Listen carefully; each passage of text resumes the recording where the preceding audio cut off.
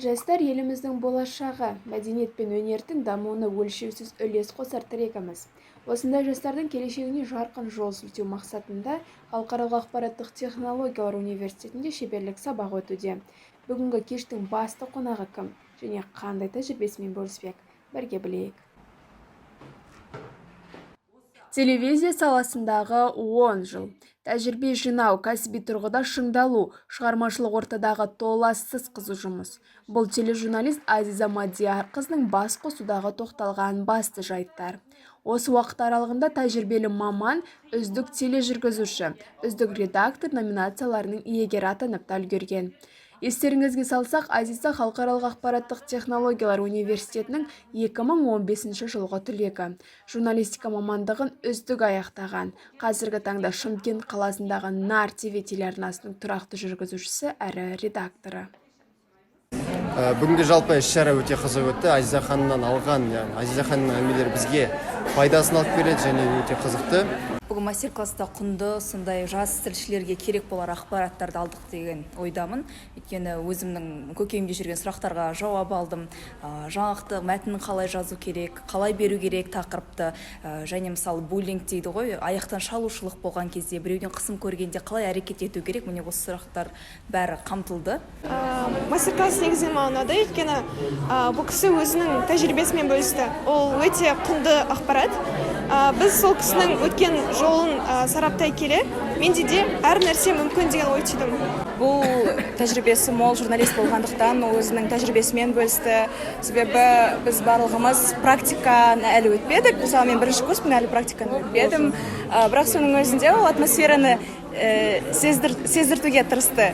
Шеберлік сабақта студенттер білікті маманға қызықты сауалдарын қойды. Журналистің айтуынша республикалық қана емес, аймақтық арнада жұмыс істеп танымалдылыққа ие болуға болады. Ал IT университетінде алған білімнің болашақта берер пайдасы мол екенінде алға тартты. Басқосуды ұйымдастыруға ұйытқы болған IT университетінің медиакоммуникация және Қазақстан тарихы кафедрасы.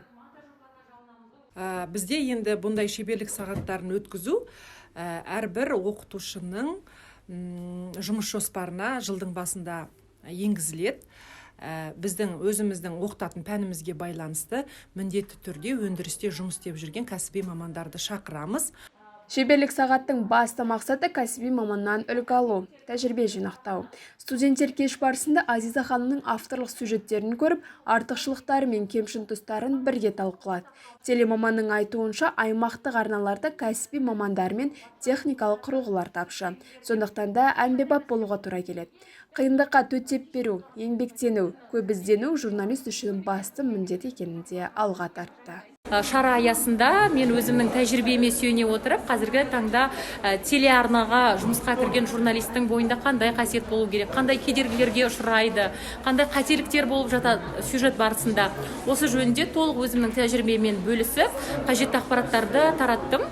Келесі күні мастер-класс өз жалғасын тапты. Студенттердің көңілінен шыққан шеберлік сабақ дәл қазір осы аудиторияда талқылануда. Студенттердің сөзінше Азиза ханымның шеберлік сабағы оларды ойландыратындай көп ақпарат берген. Болашақта аймақтық арналарда жұмыс атқаруға қызығушылықтары артқан. Студенттер университетімізден осындай білікті мамандардың шыққанына мақтанышпен қарайды. Мұндай кездесулер ұйымдастыру жастардың мамандыққа деген қызығушылығын арттырып, журналистика саласының биігінен көрінуге ұмтылдырады. Дильназ Сүлейменова, Жәнібек Есенбек, IT жаңалықтары.